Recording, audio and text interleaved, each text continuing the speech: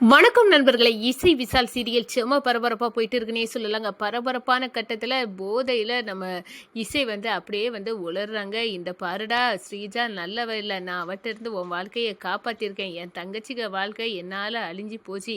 இல்லாட்டா ராகவுக்கு மனைவியாக என் தங்கச்சி ஆகியிருப்பா. என்னால் தான் போச்சு. அதுக்கு நானே காரணமாயிட்டேன். நான் என்னோட வாழ்க்கையை நான் யோசிக்கவே இல்லை. உன்னையும் உங்கள் அம்மாவையும் நான் இக்கட்டான சூழ்நிலையில் ஸ்ரீஜாட்ட இருந்து காப்பாற்றுறதுக்காக தான் நான் இப்படி உன்னை கல்யாணம் பண்ணாதான் ஆவிட்டு அதை ஏன்டா நீ புரிஞ்சிக்க மாட்டேங்கிற. ஸ்ரீஜா தான் நடக்கக்கூடிய பிரச்சனைக்கு எல்லாம் காரணம் அவள் தான் அப்படின்னு நம்ம இசை புலம்புறாங்க. அப்போ தான் என்னை தலையில் அடித்தது நிச்சயமாக பானுமதி பெரியம்மா இல்லை அப்படின்னா அன்னைக்கு கிரே கலர் சாரி உடுத்தது இவா தான். என் கண்ணில் அந்த உருவம் அப்படியே நிற்குது, அது ஸ்ரீஜா தான் அப்படின்னு ஸ்ரீஜாவின் பித்தலாட்டம் அப்படியே வெட்ட வெளிச்சமாக தெரிய வருது நம்ம விசாலுக்கு. அதை பற்றி தான் இந்த வீடியோக்குள்ளே பார்க்க போகிறோம். அதுக்கு முன்னாடி சேனலுக்கு லைக் அண்ட் சப்ஸ்கிரைப் பண்ணுங்கள் ஃப்ரெண்ட்ஸ். பக்கத்தில் இருக்க பெல் ஐக்கானையும் கிளிக் பண்ணுங்கள். அப்போ தான் நான் போட்டுற ஒவ்வொரு வீடியோவும் நோட்டிஃபிகேஷனாக உங்களுக்கு கிடைக்கும். வாங்க ஃப்ரெண்ட்ஸ் வீடியோக்குள்ளே போகலாம். ஃபஸ்ட்டு எடுத்த உடனே பார்த்தோன்னா செம்ம அதிரடியான பரபரப்பு கட்டம்னா போதையில் அப்படியே நம்ம விசால் மீது சின்ன சின்ன பொருட்களை எடுத்து தூக்கி எறிகிறாங்க. இசை டே எனக்கு அடிபட்டதுதான், வேண்டாம் இசை சும்மா இரு அப்படின்னு சொல்கிறாங்க. நம்ம இசையை பார்த்து ஆனாலும் நம்ம இசை விடதா இல்லை. அதே நேரத்தில் நம்ம இசையின் கலாட்டாவுக்கு நம்மளும் பதிலடி கொடுக்கணும் அப்படின்னு விசாலும் பொருட்களை தூக்கி எறிகிறாங்க. ஒரு கட்டத்தில் சிந்தாமணி எங்கே இருந்து இந்த சத்தம் வருது, டம்ளர் விடும் சத்தம் கேட்குது.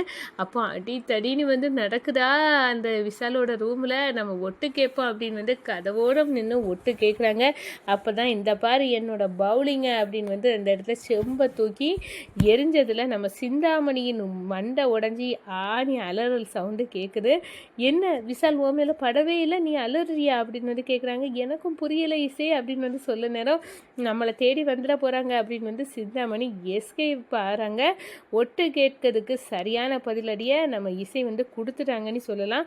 அதே நேரத்தில் பார்த்தோன்னா இங்கே வா விசால் நம்ம உறங்கலாம் நீனும் வா அப்படின்னு இழுக்கிறாங்க. ஒரு கட்டத்தில் விசாலுக்கிட்ட உண்மையை உடைக்கிறாங்க அப்படின்னே சொல்லலாங்க. இங்கே வா வா நம்ம 2 பேரும் சேர்ந்து படுக்கலாம், நான் வரல நீ போ அப்படின்னு சொல்கிறாங்க. நீ வராட்டா நான் உன்னை விட மாட்டேன்டா, வாடா இந்த பெட்ஷீட் இருக்குது வா இதுக்குள்ளே போகலாம் அப்படின்னு தரையில் பெட்ஷீட்டை போட்டு அதுக்குள்ளே நம்ம இசை இருக்காங்க. அதோட பார்த்தோன்னா நம்ம விசாலையும் இழுத்து போடுறாங்க. ஒரு கட்டத்தில் அப்படியே சரிஞ்சு படுத்துட்டுருக்க நம்ம இசை சொல்கிறாங்க, டே எல்லாம் உனக்காக தான் பண்ணேன், உனக்கும் உங்கள் அம்மாவையும் நான் காப்பாற்றுறதுக்காக தான் இக்கட்டான நிலையில் உன்னை நான் கல்யாணம் பண்ணேன், ஏன்டா நீ என்னை புரிஞ்சிக்க மாட்டேங்கிற அப்படின்னு அந்த இடத்துல புலம்ப ஆரம்பிச்சிட்டாங்க. ஸ்ரீஜா நீ நினைக்கிறது மாதிரி நல்லவ இல்லை, வீட்டில் நடக்க எல்லா குழப்பத்துக்குமே காரணம் இந்த ஸ்ரீஜா தான் அப்படின்னு அந்த இடத்துல போட்டு உடைக்கிறாங்க. அவள் எப்படிப்பட்ட ஆளுன்னு எனக்கு தெரியும்டா அப்படின்னு அந்த இடத்துல சொல்கிறாங்க. நான் என்னோட தங்கச்சி வாழ்க்கையை நானே அழிச்சிட்டேன், உன்னை கல்யாணம் பண்ணாட்டுனா ராகுவோட மனைவியாக என் தங்கச்சி ஆயிருப்பா, அவள் நல்லா இருந்திருப்பா. வர்ஷினி இன்னைக்கு அவள் கஷ்டப்படுறான்னா நான் தாண்டா காரணம், அது நானே என் தங்கச்சிக்கு வாழ்க்கையை நாசாக்கிட்டேன். உன்னோட வாழ்க்கையும் உங்கள் அம்மா வாழ்க்கையும் இந்த வீட்டில் இருந்து காப்பாற்றணும் அப்படின்னு முடிவு பண்ணி தான் ஸ்ரீஜாவுக்கு பதிலாக நான் உங்கள் கையால் தாலியை கட்டிக்கிட்டேன். ஆனால் விதி என்ன பண்ணுது, எங்கள் தங்கச்சியை வாழ்க்கையை போய் ஸ்ரீஜா மறுபடியும் இந்த வீட்டில் ராகுவுக்கு மனைவியாக ஆயிட்டா, என்ன பண்ண அப்படின்னு சொல்ல நேரம் அவள் நல்லவே இல்லை, நீங்கள் நினைக்கிற மாதிரி அவள் நல்லவே இல்லை, ஒரு கொலகாரி அப்படின்னு சொல்லுறாங்க. ஒரு கட்டத்தில் என்ன கொலகாரியா இசை இப்போ சொல்லானா இந்த ஒவ்வொரு வார்த்தையும் உண்மையாக தான் இருக்கும். நிச்சயமாக என் தலையில் அன்னைக்கு அடித்தது பானுமதி பெரியம்மா இல்லை, அது ஒரு லேடி தான். அது அன்னைக்கு கிரே கலர் சாரி உடுத்திருந்தது அந்த ஸ்ரீஜா தான் அப்படின்னு அந்த உருவத்தை மனசில் அப்படியே நினச்சி பார்க்குறாங்க. ஆமாம் இது ஸ்ரீஜா தான், அப்போ இது உண்மையாக தான் இருக்கும். அவள் எதுக்காக இந்த நோக்கத்துக்காக இந்த வீட்டுக்குள்ளே நுழைஞ்சிருக்கா தெரியலையே. அவள் கொலை கூட பண்ணியிருக்கா, ரம்யாவை கொலை பண்ணது அவள் தான். அவள் ஃப்ரெண்டை கொண்டு நான் நிரூபிக்கலான்னு இருந்தேன், அதுக்கடையில் அவளையும் கொண்டுட்டா அப்படின்னு எல்லாம் நம்ம இசை புலம்பி தவிக்கிறாங்க. அப்போனா இசை பாவம், அவன் நம்மளையும் நம்ம குடும்பத்தையும் இந்த ஸ்ரீஜாட்டிருந்து காப்பாற்றுறதுக்கு தான் இப்படியெல்லாம் நடந்துக்கிட்டா. இது தெரியாமல் அவளை நம்ம என்ன பாடலாம் படுத்திக்கிட்டோம் அப்படின்னு அந்த இடத்துல ஃபீல் பண்ண ஆரம்பிச்சிட்டாங்க நம்ம விசால்.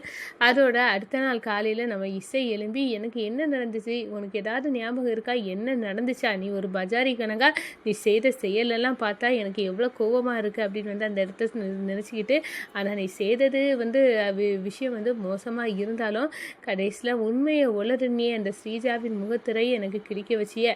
இது வந்து நல்ல விஷயந்தான் இசை. கண்டிப்பாக இந்த ஸ்ரீஜா என்ன நோக்கத்தோடு எங்கள் வீட்டுக்கு மருமகளை ஆயிருக்கா அப்படின்னு வந்து நான் கண்டுபிடிப்பேன். கண்டிப்பாக வந்து அப்படி ஒரு காரணத்தோடு அவள் வந்திருந்தானா எனக்கு எங்கள் வீட்டை கெடுக்கணும்னு அவளை கண்டிப்பாக நீக்கிட்டு வர்ஷினிக்க வாழ்க்கையே எங்கள் அண்ணன் கூட நான் வந்து சேர்த்து வைப்பேன் அப்படின்னு வந்து அந்த இடத்துல வந்து நினைக்கிறாங்க. இந்த அடுத்த கட்டமாக வந்து நம்ம சுபத்ரா இன்னைக்கு வந்து தாலி பிரித்து கோக்கக்கூடிய ஃபங்க்ஷன் நடக்கணும். நெருங்கினவங்களுக்கெல்லாம் சொல்லியிருக்கோம்.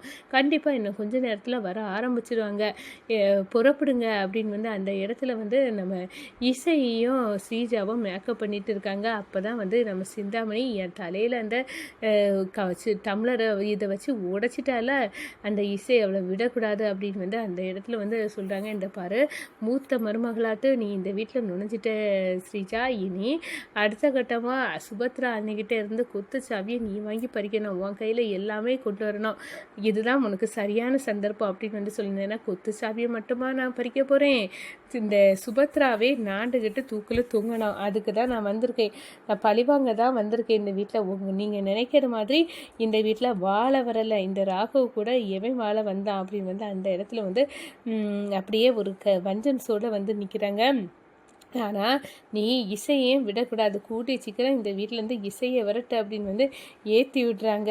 ஏன்னா அவங்க டம்ளரை வச்சு நம்ம இசைக்கிட்ட அடி வாங்கின சூட்டோடு சூட்டமாக ஏற்றி விட்டு வேடிக்கை பார்க்குறாங்க. எப்படியாவது நீ விரட்டி விடு இசையை அப்படின்னு வந்து சொல்ல நேரம், ஏன் உங்களுக்கு தலையிலெல்லாம் அடிபட்டிருக்கு அப்படின்னு வந்து சொல்ல நேரம், அதெல்லாம் வேற காரணம், அதெல்லாம் தெரிஞ்சுக்கிட்டு இப்போ நீ என்ன செய்ய போகிற, அதெல்லாம் இருக்கட்டும், நீ இப்போ வந்து உன்னால் வந்து அந்த இசை இந்த வீட்டை விட்டு போகணும், கேவலப்படணும், அவமானப்படணும் அப்படின்னு வந்து சொல்லி விடுறாங்க. அதெல்லாம் நான் வந்து செய்கிறேன், எனக்கு சொல்லியா தரணும் அப்படின்னு வந்து ஸ்ரீஜாவும் வந்து சொல்லுறாங்க. ஒரு கட்டத்தில் நம்ம ருக்கு ஆவேசமாக வீட்டிலேருந்து கிளம்புறாங்க. இந்த இசைக்கு காது கேட்காதுன்னு உள்ள ரகசியத்தை நான் போட்டு உடைச்சி இந்த தாலி பிரிச்சு கோக்க ஃபங்க்ஷன்லேயே சுபத்ரா கையால் வெளியே விரட்டி விடணும் இசையை அப்படின்னு வந்து சொல்லி நேரம், அம்மா உங்களுக்கு ஏமா இப்படி இருக்குது, அக்கா நல்லபடியாக வாழ்ந்துட்டு போட்டோமே, அதில் என்னமா பொறாம அப்படின்னு வந்து சொல்லி நேரம், உனக்கு தெரியாதடி என் வயிறு பற்றிக்கிட்டு எரிவு அப்படின்னு வந்து நம்ம ருக்கு சொல்கிறாங்க.